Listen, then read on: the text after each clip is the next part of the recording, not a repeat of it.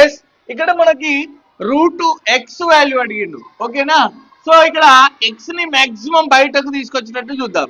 ఓకేనా? Squaring on both side. ఓకేనా? ఇప్పుడు మనం ఏం చేయాలి?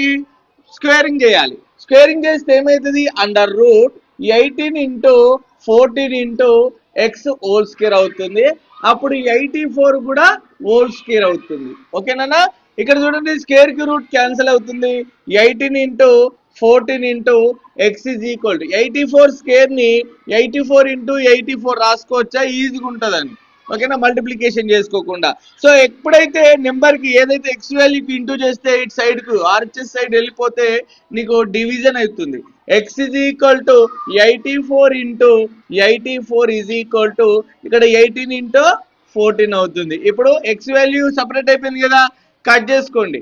2 7 జా 14, 2 4 జా 8, 2 2 జా 4, 7 1 జా 7, 6 జా 6 6 1 జా 6, 3 జా 3 1 జా, నెక్స్ట్ 3 2 జా 6, 3 3 8 జా 24. Now X is equal to answer 28. అర్థమైందా?